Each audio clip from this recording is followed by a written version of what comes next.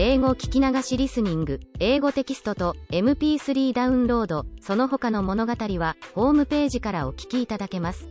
88thpp.com 88thpp.com 4. Lottie. If Sarah had been a different kind of child, the life she led at Miss Minchin's select seminary for the next few years would not have been at all good for her. She was treated more as if she were a distinguished guest at the establishment than as if she were a mere little girl. If she had been a self-opinionated, domineering child, she might have become disagreeable enough to be unbearable through being so much indulged and flattered. If she had been an indolent child, she would have learned nothing. Privately, Miss Minchin disliked her, but she was far too worldly a woman to do or say anything which might make such a desirable pupil wish to leave her school.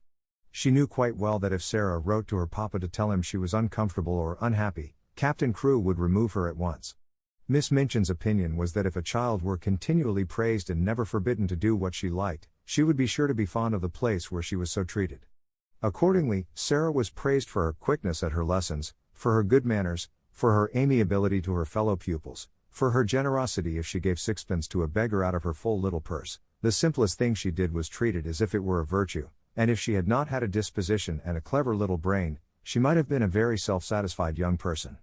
But the clever little brain told her a great many sensible and true things about herself and her circumstances, and now and then she talked these things over to Ermengarde as time went on. Things happen to people by accident, she used to say. A lot of nice accidents have happened to me. It just happened that I always liked lessons and books, and could remember things when I learned them. It just happened that I was born with a father who was beautiful and nice and clever, and could give me everything I liked. Perhaps I have not really a good temper at all, but if you have everything you want and everyone is kind to you, how can you help but be good-tempered? I don't know, looking quite serious, how I shall ever find out whether I am really a nice child or a horrid one.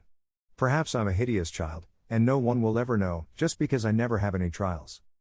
Lavinia has no trials, said Ermengarde, stolidly, and she is horrid enough. Sarah rubbed the end of her little nose reflectively, as she thought the matter over. Well, she said at last, perhaps that is because Lavinia is growing. This was the result of a charitable recollection of having heard Miss Amelia say that Lavinia was growing so fast that she believed it affected her health and temper. Lavinia, in fact, was spiteful. She was inordinately jealous of Sarah. Until the new pupil's arrival, she had felt herself the leader in the school. She had led because she was capable of making herself extremely disagreeable if the others did not follow her. She domineered over the little children, and assumed grand airs with those big enough to be her companions. She was rather pretty, and had been the best dressed pupil in the procession when the select seminary walked out 2 by 2, until Sarah's velvet coats and sable muffs appeared, combined with drooping ostrich feathers, and were led by Miss Minchin at the head of the line. This, at the beginning, had been bitter enough, but as time went on it became apparent that Sarah was a leader, too, and not because she could make herself disagreeable, but because she never did. There's one thing about Sarah Crewe, Jessie had enraged her best friend by saying honestly, she's never grand about herself the least bit, and you know she might be, Lavy. I believe I couldn't help being, just a little, if I had so many fine things and was made such a fuss over. It's disgusting, the way Miss Minchin shows her off when parents come. Dear Sarah must come into the drawing room and talk to Mrs. Musgrave about India, mimicked Lavinia, in her most highly flavored imitation of Miss Minchin. Dear Sarah must speak French to Lady Pitkin. Her accent is so perfect. She didn't learn her French at the seminary, at any rate. And there's nothing so clever in her knowing it. She says herself she didn't learn it at all. She just picked it up, because she always heard her papa speak it. And, as to her papa, there is nothing so grand in being an Indian officer. Well, said Jessie, slowly, he's killed tigers. He killed the one in the skin Sarah has in her room. That's why she likes it so. She lies on it and strokes its head, and talks to it as if it was a cat. She's always doing something silly, snapped Lavinia. My mama says that way of hers of pretending things is silly. She says she will grow up eccentric. It was quite true that Sarah was never grand. She was a friendly little soul, and shared her privileges and belongings with a free hand. The little ones, who were accustomed to being disdained and ordered out of the way by mature ladies aged 10 and 12, were never made to cry by this most envied of them all. She was a motherly young person, and when people fell down and scraped their knees, she ran and helped them up and patted them, or found in her pocket a bonbon or some other article of a soothing nature. She never pushed them out of her way or alluded to their years as a humiliation and a blot upon their small characters. "If you are 4, you are 4, she said severely to Lavinia on an occasion of her having, it must be confessed, slapped Lottie and called her a brat, but you will be 5 next year, and 6 the year after that. And, opening large, convicting eyes, it takes 16 years to make you 20. "Dear me," said Lavinia, "how we can calculate." In fact, it was not to be denied that 16 and 4 made 20, and 20 was an age the most daring were scarcely bold enough to dream of. So the younger children adored Sarah. More than once she had been known to have a tea party, made up of these despised ones, in her own room. And Emily had been played with, and Emily's own tea service used, the one with cups which held quite a lot of much sweetened weak tea and had blue flowers on them. No one had seen such a very real doll's tea set before. From that afternoon Sarah was regarded as a goddess and a queen by the entire alphabet class. Lottie Lee worshipped her to such an extent that if Sarah had not been a motherly person, she would have found her tiresome. Lottie had been sent to school by a rather flighty young papa who could not imagine what else to do with her. Her young mother had died, and as the child had been treated like a favorite doll or a very spoiled pet monkey or lapdog ever since the first hour of her life, she was a very appalling little creature. When she wanted anything or did not want anything she wept and howled, and, as she always wanted the things she could not have, and did not want the things that were best for her, her shrill little voice was usually to be heard uplifted in wails in one part of the house or another. Her strongest weapon was that in some mysterious way she had found out that a very small girl who had lost her mother was a person who ought to be pitied and made much of. She had probably heard some grown-up people talking her over in the early days, after her mother's death. So it became her habit to make great use of this knowledge. The first time Sarah took her in charge was one morning when, on passing a sitting room, she heard both Miss Minchin and Miss Amelia trying to suppress the angry wails of some child who, evidently, refused to be silenced. She refused so strenuously indeed that Miss Minchin was obliged to almost shout, in a stately and severe manner, to make herself heard. "What is she crying for?" she almost yelled. Oh. Sarah heard, "I haven't got any ma'am, ma. "Oh, Lottie," screamed Miss Amelia. "Do stop, darling. Don't cry.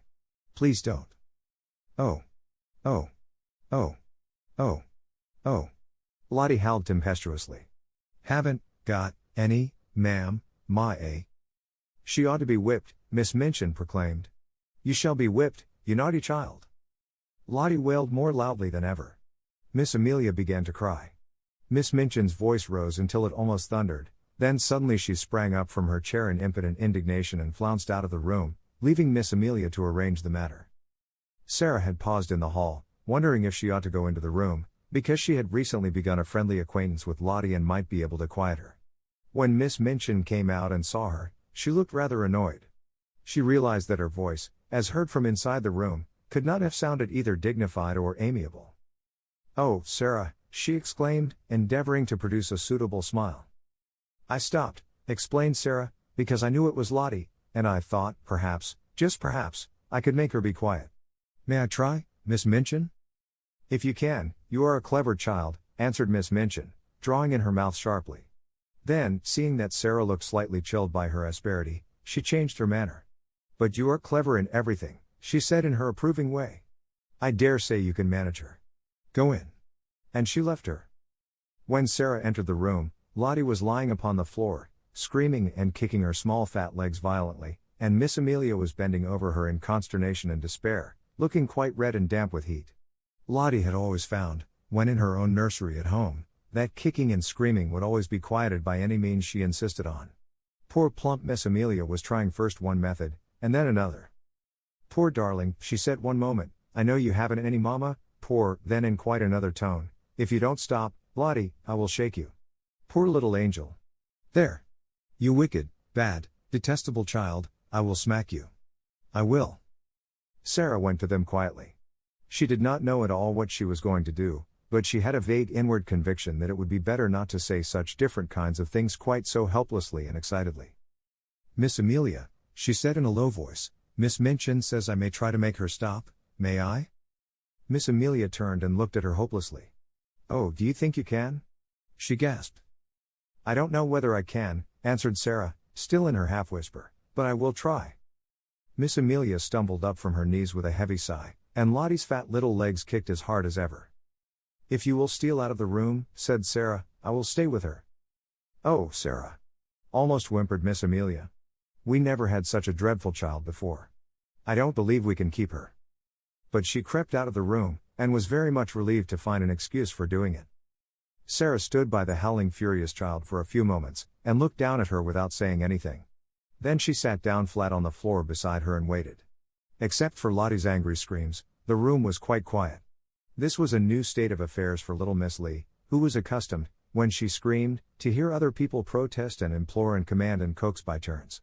To lie and kick and shriek, and find the only person near you not seeming to mind in the least, attracted her attention.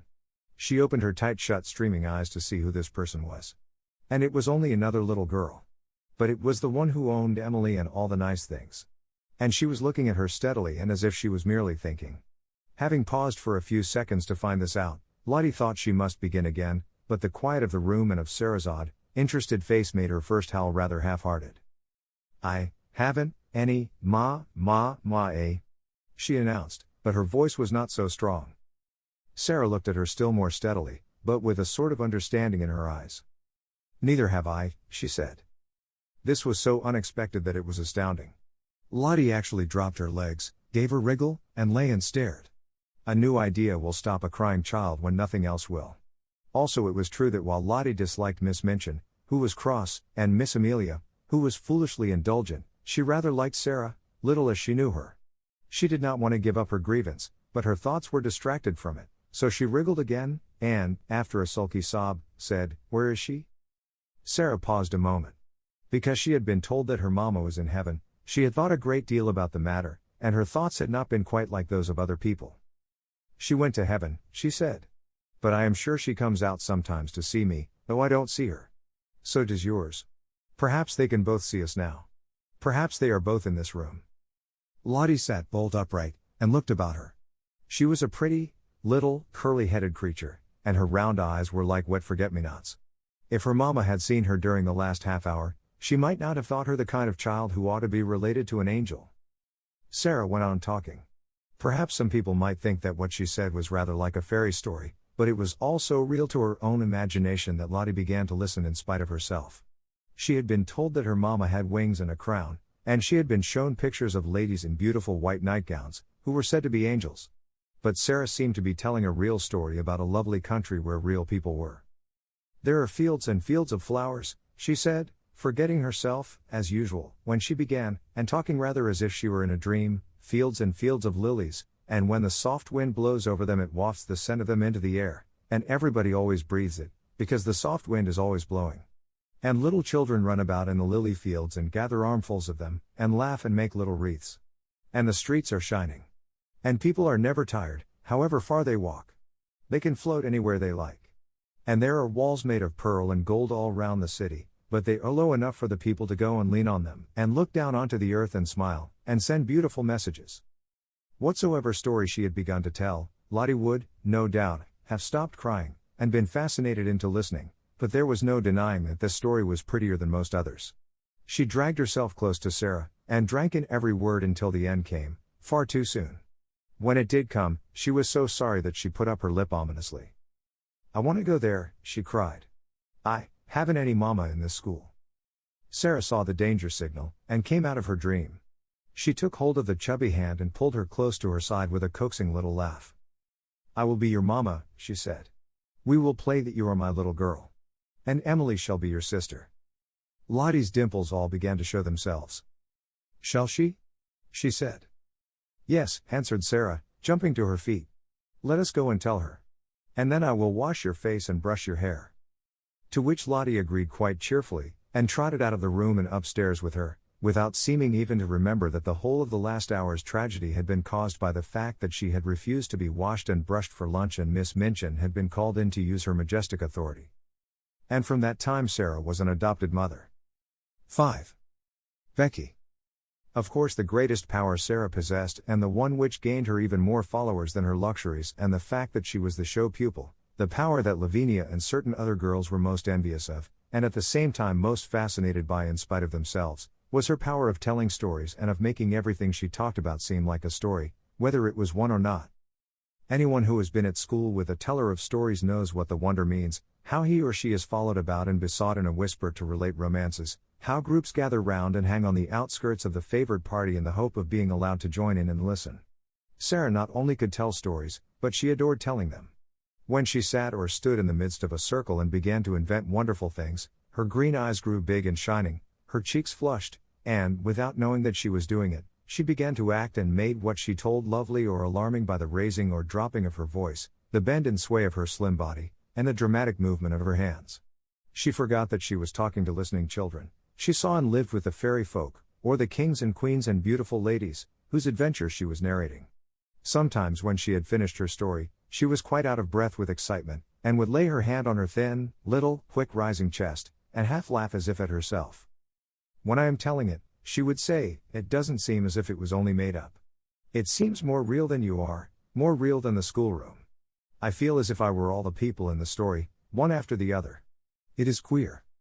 She had been at Miss Minchin's school about 2 years when, one foggy winter's afternoon, as she was getting out of her carriage, comfortably wrapped up in her warmest velvets and furs and looking very much grander than she knew, she caught sight, as she crossed the pavement, of a dingy little figure standing on the area steps, and stretching its neck so that its wide-open eyes might peer at her through the railings. Something in the eagerness and timidity of the smudgy face made her look at it, and when she looked she smiled because it was her way to smile at people. But the owner of the smudgy face and the wide-open eyes evidently was afraid that she ought not to have been caught looking at pupils of importance. She dodged out of sight like a jack-in-the-box and scurried back into the kitchen, disappearing so suddenly that if she had not been such a poor little forlorn thing, Sarah would have laughed in spite of herself. That very evening, as Sarah was sitting in the midst of a group of listeners in a corner of the schoolroom telling one of her stories, the very same figure timidly entered the room, carrying a coal box much too heavy for her, and knelt down upon the hearth rug to replenish the fire and sweep up the ashes. She was cleaner than she had been when she peeped through the area railings, but she looked just as frightened. She was evidently afraid to look at the children or seemed to be listening. She put on pieces of coal cautiously with her fingers so that she might make no disturbing noise, and she swept about the fire irons very softly. But Sarah saw in 2 minutes that she was deeply interested in what was going on, and that she was doing her work slowly in the hope of catching a word here and there. And realizing this, she raised her voice and spoke more clearly. The mermaids swam softly about in the crystal green water, and dragged after them a fishing net woven of deep-sea pearls, she said. The princess sat on the white rock and watched them. It was a wonderful story about a princess who was loved by a prince merman, and went to live with him in shining caves under the sea. The small drudge before the great swept the hearth once and then swept it again. Having done it twice, she did it 3 times, and, as she was doing it the 3rd time, the sound of the story so lured her to listen that she fell under the spell and actually forgot that she had no right to listen at all, and also forgot everything else. She sat down upon her heels as she knelt on the hearth rug, and the brush hung idly in her fingers. The voice of the storyteller went on and drew her with it into winding grottos under the sea, glowing with soft, clear blue light, and paved with pure golden sands. Strange sea flowers and grasses waved about her, and far away faint singing and music echoed. The hearth brush fell from the work-roughened hand, and Lavinia Herbert looked round. "That girl has been listening," she said. The culprit snatched up her brush, and scrambled to her feet. She caught at the coal box and simply scuttled out of the room like a frightened rabbit. Sarah felt rather hot-tempered. "I knew she was listening," she said. "Why shouldn't she?" Lavinia tossed her head with great elegance. "Well," she remarked, "I do not know whether your mama would like you to tell stories to servant girls, but I know my mama wouldn't like me to do it." "My mama," said Sarah, looking odd. "I don't believe she would mind in the least. She knows that stories belong to everybody." "I thought," retorted Lavinia, in severe recollection, "that your mama was dead. How can she know things?" "Do you think she doesn't know things?" said Sarah, in her stern little voice. Sometimes she had a rather stern little voice. "Sarah's mama knows everything," piped in Lottie. "So does my mama, 'cept Sarah is my mama at Miss Minchin's, my other one knows everything. The streets are shining, and there are fields and fields of lilies, and everybody gathers them. Sarah tells me when she puts me to bed." "You wicked thing," said Lavinia, turning on Sarah, "making fairy stories about heaven." "There are much more splendid stories in Revelation," returned Sarah. "Just look and see. How do you know mine are fairy stories? But I can tell you with a fine bit of unheavenly temper, you will never find out whether they are or not if you're not kinder to people than you are now. Come along, Lottie." And she marched out of the room, rather hoping that she might see the little servant again somewhere, but she found no trace of her when she got into the hall. "Who is that little girl who makes the fires?" she asked Mariette that night. Mariette broke forth into a flow of description. "Ah, indeed, Mademoiselle Sarah might well ask. She was a forlorn little thing who had just taken the place of scullery maid, though, as to being scullery maid, she was everything else besides. She blacked boots and grates, and carried heavy coal scuttles up and down stairs, and scrubbed floors and cleaned windows, and was ordered about by everybody. She was 14 years old, but was so stunted in growth that she looked about 12. In truth, Mariette was sorry for her. She was so timid that if one chanced to speak to her it appeared as if her poor, frightened eyes would jump out of her head." "What is her name?" asked Sarah, who had sat by the table, with her chin on her hands, as she listened absorbedly to the recital. Her name was Becky. Mariette heard everyone below stairs calling, "Becky, do this," and "Becky, do that," every 5 minutes in the day. Sarah sat and looked into the fire, reflecting on Becky for some time after Mariette left her. She made up a story of which Becky was the ill-used heroine. She thought she looked as if she had never had quite enough to eat. Her very eyes were hungry. She hoped she should see her again, but though she caught sight of her carrying things up or downstairs on several occasions, she always seemed in such a hurry and so afraid of being seen that it was impossible to speak to her. But a few weeks later, on another foggy afternoon, when she entered her sitting room she found herself confronting a rather pathetic picture. In her own special and pet easy chair before the bright fire, Becky, with a coal smudge on her nose and several on her apron, with her poor little cap hanging half off her head, and an empty coal box on the floor near her, sat fast asleep, tired out beyond even the endurance of her hard-working young body. She had been sent up to put the bedrooms in order for the evening.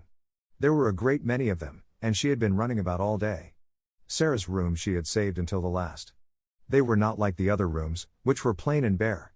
Ordinary pupils were expected to be satisfied with mere necessaries.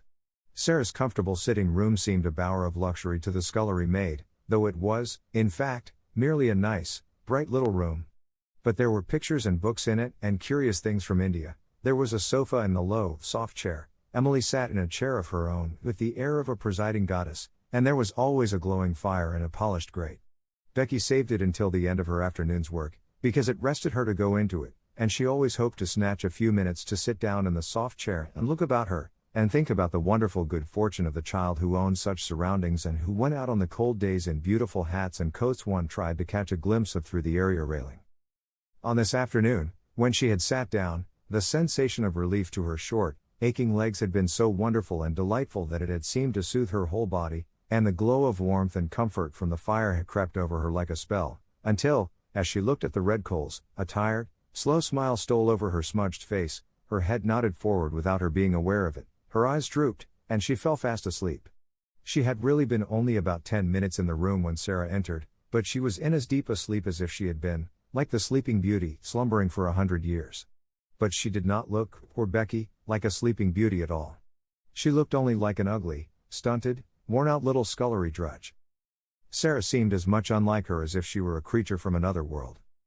On this particular afternoon she had been taking her dancing lesson, and the afternoon on which the dancing master appeared was rather a grand occasion at the seminary, though it occurred every week. The pupils were attired in their prettiest frocks, and as Sarah danced particularly well, she was very much brought forward, and Mariette was requested to make her as diaphanous and fine as possible. Today a frock the color of a rose had been put on her, and Mariette had bought some real buds and made her a wreath to wear on her black locks.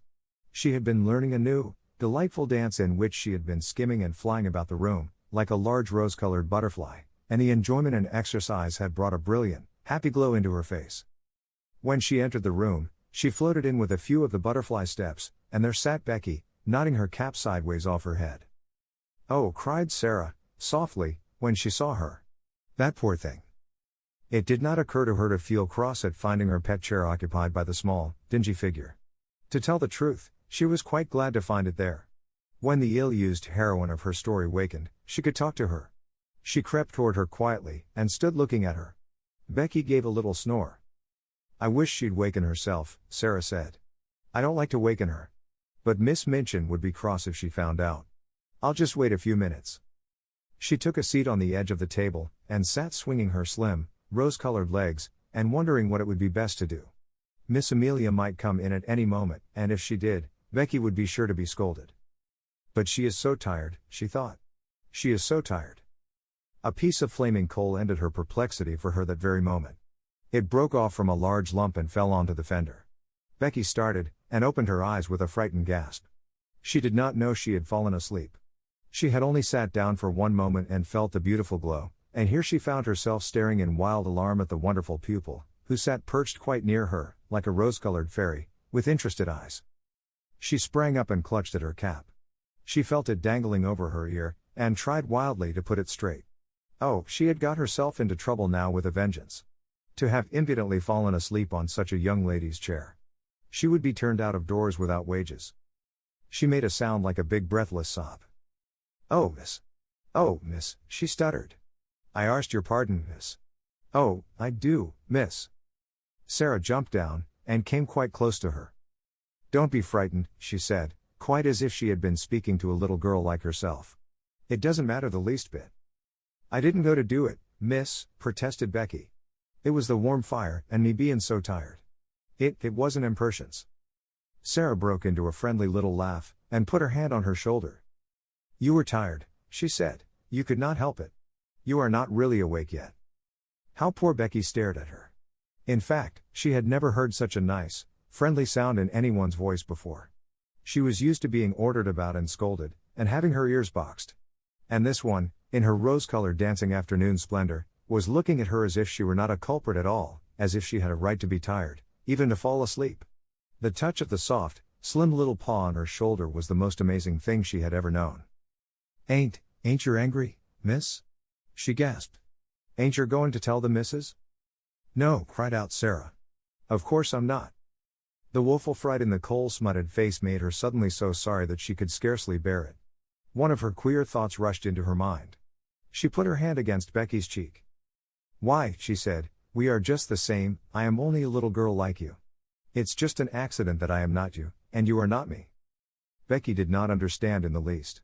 Her mind could not grasp such amazing thoughts, and an accident meant to her a calamity in which someone was run over or fell off a ladder and was carried to the hospital. "A accident, miss," she fluttered respectfully. "Is it?" "Yes," Sarah answered, and she looked at her dreamily for a moment. But the next she spoke in a different tone. She realized that Becky did not know what she meant. "Have you done your work?" she asked. "Dare you stay here a few minutes?" Becky lost her breath again. "Here, miss? Me?" Sarah ran to the door, opened it, and looked out and listened. "No one is anywhere about," she explained. "If your bedrooms are finished, perhaps you might stay a tiny while. I thought, perhaps, you might like a piece of cake." The next 10 minutes seemed to Becky like a sort of delirium. Sarah opened a cupboard, and gave her a thick slice of cake. She seemed to rejoice when it was devoured in hungry bites. She talked and asked questions, and laughed until Becky's fears actually began to calm themselves, and she once or twice gathered boldness enough to ask a question or so herself, daring as she felt it to be. "Is that," she ventured, looking longingly at the rose-colored frock. And she asked it almost in a whisper. "Is that there your best?" "It is one of my dancing frocks," answered Sarah. "I like it, don't you?" For a few seconds Becky was almost speechless with admiration. Then she said in an awed voice, "Aunt, I see a princess. I was standing in the street with the crowd outside Covent Garden, watching the swells go inter the opere. And there was one everyone stared at most. They say to each other, 'That's the princess.' She was a growed-up young lady, but she was pink all over, gown and cloak, and flowers and all. I called her to mind the minute I see you, sittin' there on the table, miss. You look like her." "I've often thought," said Sarah, in her reflecting voice, "that I should like to be a princess. I wonder what it feels like. I believe I will begin pretending I am one." Becky stared at her admiringly, and, as before, did not understand her in the least. She watched her with a sort of adoration. Very soon Sarah left her reflections and turned to her with a new question. "Becky," she said, "weren't you listening to that story?" "Yes, miss," confessed Becky, a little alarmed again. "I knowed I hadn't heard her, but it was that beautiful I couldn't help it." "I liked you to listen to it," said Sarah. "If you tell stories, you like nothing so much as to tell them to people who want to listen. I don't know why it is. Would you like to hear the rest?" Becky lost her breath again. "Me hear it?" she cried. "Like as if I was a pupil, miss. All about the prince, and the little white mare babies swimming about laughing, with stars in their hair." Sarah nodded. "You haven't time to hear it now, I'm afraid," she said, but if you will tell me just what time you come to do my rooms, I will try to be here and tell you a bit of it every day until it is finished. It's a lovely long one, and I'm always putting new bits to it." "Then," breathed Becky, devoutly, "I wouldn't mind how heavy the coal boxes was, or what the cook done to me, if I might have that to think of." "You may," said Sarah. "I'll tell it all to you." When Becky went downstairs, she was not the same Becky who had staggered up, loaded down by the weight of the coal scuttle. She had an extra piece of cake in her pocket, and she had been fed and warmed, but not only by cake and fire. Something else had warmed and fed her, and the something else was Sarah. When she was gone, Sarah sat on her favorite perch on the end of her table. Her feet were on a chair, her elbows on her knees, and her chin in her hands. "If I was a princess, a real princess," she murmured, "I could scatter largesse to the populace. But even if I am only a pretend princess, I can invent little things to do for people. Things like this." She was just as happy as if it was largesse. "I'll pretend that to do things people like is scattering largesse. I've scattered largesse." 6. The diamond mines. Not very long after this, a very exciting thing happened. Not only Sarah, but the entire school, found it exciting, and made it the chief subject of conversation for weeks after it occurred. In one of his letters, Captain Crew told a most interesting story. A friend who had been at school with him when he was a boy had unexpectedly come to see him in India. He was the owner of a large tract of land upon which diamonds had been found, and he was engaged in developing the mines. If all went as was confidently expected, he would become possessed of such wealth as it made one dizzy to think of, and because he was fond of the friend of his school days, he had given him an opportunity to share in this enormous fortune by becoming a partner in his scheme. This, at least, was what Sarah gathered from his letters. It is true that any other business scheme, however magnificent, would have had but small attraction for her or for the schoolroom, but diamond mines sounded so like the Arabian Nights that no one could be indifferent.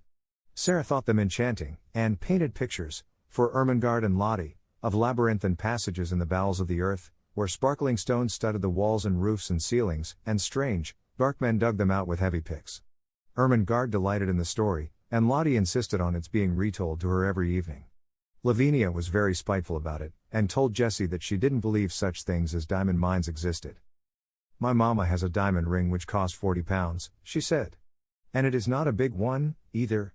If there were mines full of diamonds, people would be so rich it would be ridiculous."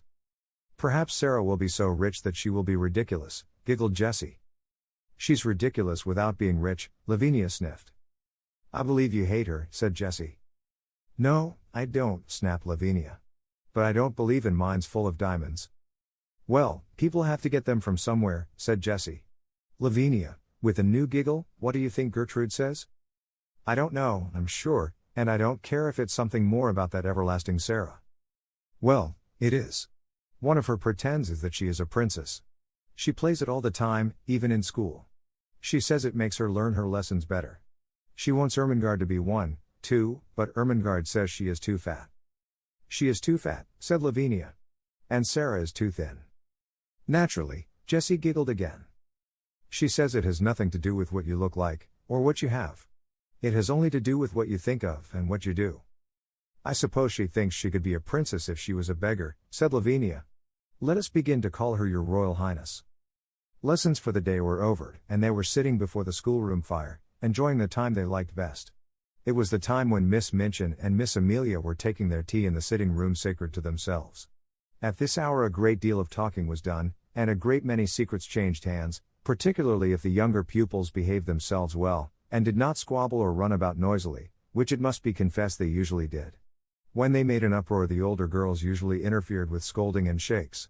They were expected to keep order, and there was danger that if they did not, Miss Minchin or Miss Amelia would appear and put an end to festivities. Even as Lavinia spoke, the door opened and Sarah entered with Lottie, whose habit was to trot everywhere after her like a little dog. "There she is, with that horrid child," exclaimed Lavinia in a whisper. "If she's so fond of her, why doesn't she keep her in her own room? She will begin howling about something in 5 minutes." It happened that Lottie had been seized with a sudden desire to play in the schoolroom, and had begged her adopted parent to come with her. She joined a group of little ones who were playing in a corner. Sarah curled herself up in the window seat, opened a book, and began to read. It was a book about the French Revolution, and she was soon lost in a harrowing picture of the prisoners in the Bastille, men who had spent so many years in dungeons that when they were dragged out by those who rescued them, their long, grey hair and beards almost hid their faces, and they had forgotten that an outside world existed at all, and were like beings in a dream. She was so far away from the schoolroom that it was not agreeable to be dragged back suddenly by a howl from Lottie. Never did she find anything so difficult as to keep herself from losing her temper when she was suddenly disturbed while absorbed in a book. People who are fond of books know the feeling of irritation which sweeps over them at such a moment. The temptation to be unreasonable and snappish is one not easy to manage. "It makes me feel as if someone had hit me," Sarah had told Ermengarde once in confidence. "And as if I want to hit back. I have to remember things quickly to keep from saying something ill-tempered." She had to remember things quickly when she laid her book on the window seat and jumped down from her comfortable corner. Lottie had been sliding across the schoolroom floor, and, having first irritated Lavinia and Jessie by making a noise, had ended by falling down and hurting her fat knee. She was screaming and dancing up and down in the midst of a group of friends and enemies, who were alternately coaxing and scolding her. "Stop this minute, you crybaby. Stop this minute," Lavinia commanded. "I'm not a crybaby, I'm not," wailed Lottie. "Sarah, raw. If she doesn't stop, Miss Minchin will hear her," cried Jessie. "Lottie darling, I'll give you a penny." "I don't want your penny," sobbed Lottie, and she looked down at the fat knee, and, seeing a drop of blood on it, burst forth again. Sarah flew across the room and, kneeling down, put her arms round her. "Now, Lottie," she said. "Now, Lottie, you promised Sarah." "She said I was a crybaby," wept Lottie. Sarah patted her, but spoke in the steady voice Lottie knew. "But if you cry, you will be one, Lottie Pat. You promised." Lottie remembered that she had promised, but she preferred to lift up her voice. "I haven't any mama," she proclaimed. "I haven't a bit of mama." "Yes, you have," said Sarah, cheerfully. "Have you forgotten? Don't you know that Sarah is your mama? Don't you want Sarah for your mama?" Lottie cuddled up to her with a consoled sniff. "Come and sit in the window seat with me," Sarah went on, "and I'll whisper a story to you." "Will you?" whimpered Lottie. "Will you tell me about the diamond mines?" "The diamond mines?" broke out Lavinia. "Nasty, little spoiled thing, I should like to slap her." Sarah got up quickly on her feet. It must be remembered that she had been very deeply absorbed in the book about the Bastille, and she had had to recall several things rapidly when she realized that she must go and take care of her adopted child. She was not an angel, and she was not fond of Lavinia. "Well," she said, with some fire, "I should like to slap you, but I don't want to slap you." Restraining herself. "At least I both want to slap you, and I should like to slap you, but I won't slap you. We are not little gutter children. We are both old enough to know better." Here was Lavinia's opportunity. "Ah, yes, your Royal Highness," she said. "We are princesses, I believe. At least one of us is. The school ought to be very fashionable now Miss Minchin has a princess for a pupil." Sarah started toward her.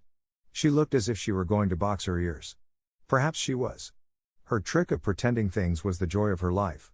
She never spoke of it to girls she was not fond of. Her new pretend about being a princess was very near to her heart, and she was shy and sensitive about it. She had meant it to be rather a secret, and here was Lavinia deriding it before nearly all the school. She felt the blood rush up into her face and tingle in her ears. She only just saved herself. If you were a princess, you did not fly into rages. Her hand dropped, and she stood quite still a moment. When she spoke it was in a quiet, steady voice. She held her head up, and everybody listened to her.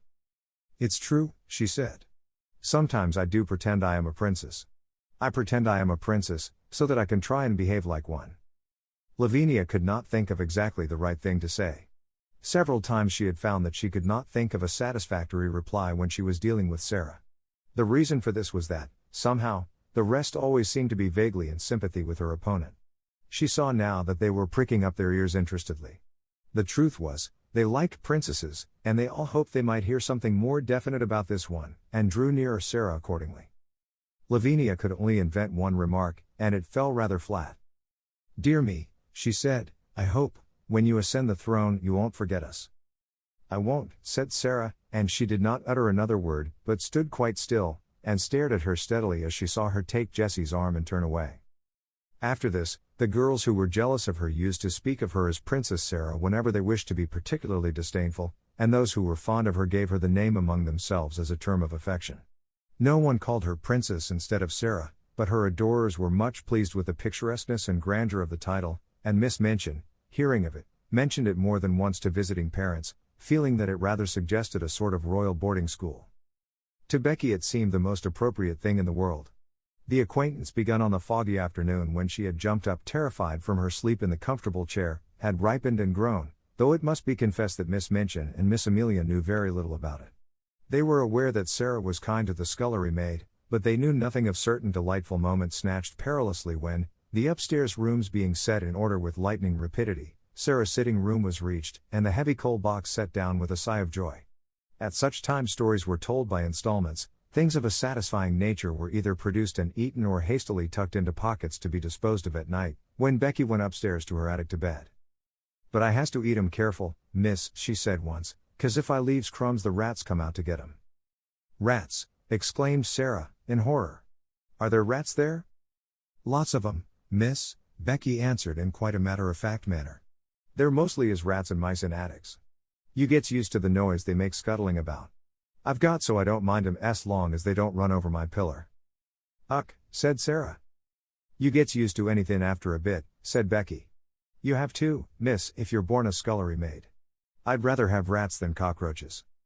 "So would I," said Sarah. "I suppose you might make friends with a rat in time, but I don't believe I should like to make friends with a cockroach."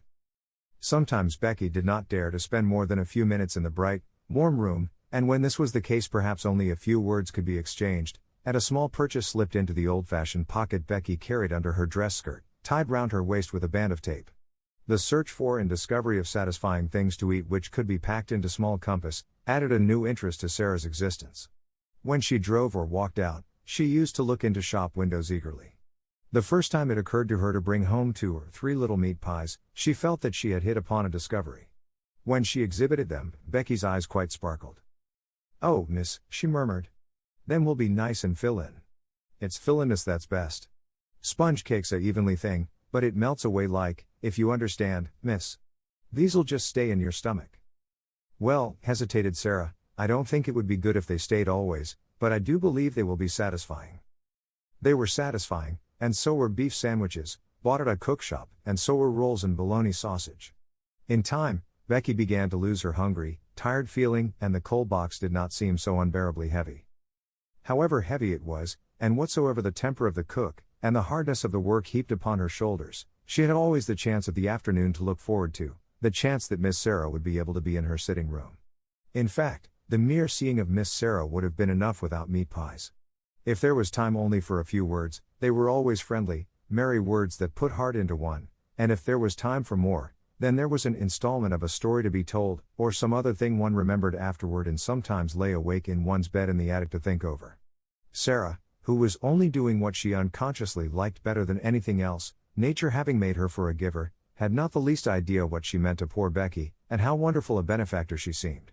If nature has made you for a giver, your hands are borne open, and so is your heart, and though there may be times when your hands are empty, your heart is always full, and you can give things out of that, warm things, kind things, sweet things, help and comfort and laughter, and sometimes gay, kind laughter is the best help of all. Becky had scarcely known what laughter was through all her poor, little hard-driven life.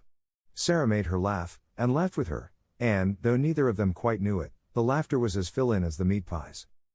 A few weeks before Sarah's 11th birthday a letter came to her from her father, which did not seem to be written in such boyish high spirits as usual. He was not very well, and was evidently overweighted by the business connected with the diamond mines. "You see, little Sarah," he wrote, "your daddy is not a businessman at all, and figures and documents bother him. He does not really understand them, and all this seems so enormous. Perhaps, if I was not feverish I should not be awake, tossing about, one half of the night and spend the other half in troublesome dreams. If my little missus were here, I dare say she would give me some solemn, good advice. You would, wouldn't you, little missus?" One of his many jokes had been to call her his little missus because she had such an old-fashioned air. He had made wonderful preparations for her birthday. Among other things, a new doll had been ordered in Paris, and her wardrobe was to be, indeed, a marvel of splendid perfection. When she had replied to the letter asking her if the doll would be an acceptable present, Sarah had been very quaint. "I am getting very old," she wrote. "You see, I shall never live to have another doll given me. This will be my last doll. There is something solemn about it. If I could write poetry, I am sure a poem about a last doll would be very nice. But I cannot write poetry.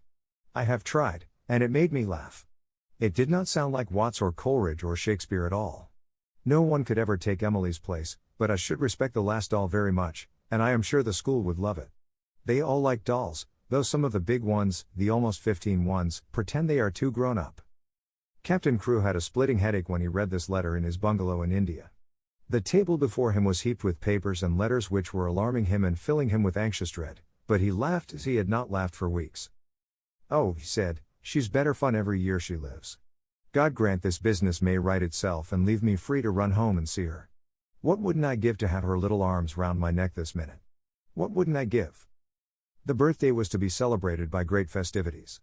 The schoolroom was to be decorated, and there was to be a party. The boxes containing the presents were to be opened with great ceremony, and there was to be a glittering feast spread in Miss Minchin's sacred room. When the day arrived, the whole house was in a whirl of excitement. How the morning passed nobody quite knew, because there seemed such preparations to be made. The schoolroom was being decked with garlands of holly, the desks had been moved away, and red covers had been put on the forms which were arrayed round the room against the wall.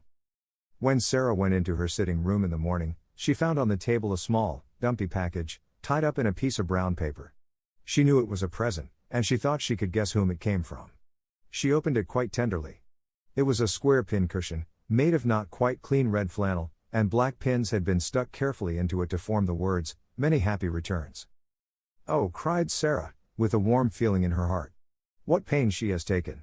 I like it so, it makes me feel sorrowful." But the next moment she was mystified.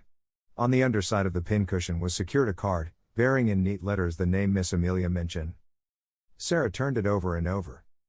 "Miss Amelia," she said to herself, "how can it be?"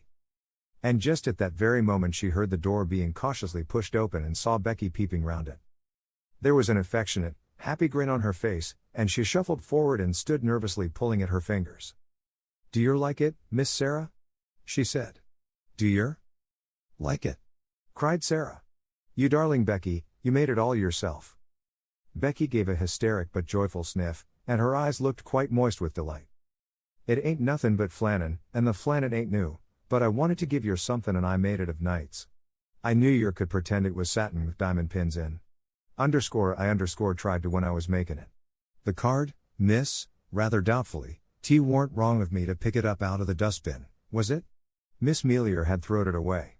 "I hadn't no card of my own, and I knowed it wouldn't be a proper precinct if I didn't pin a card on, so I pinned Miss Melior's." Sarah flew at her and hugged her. She could not have told herself or anyone else why there was a lump in her throat.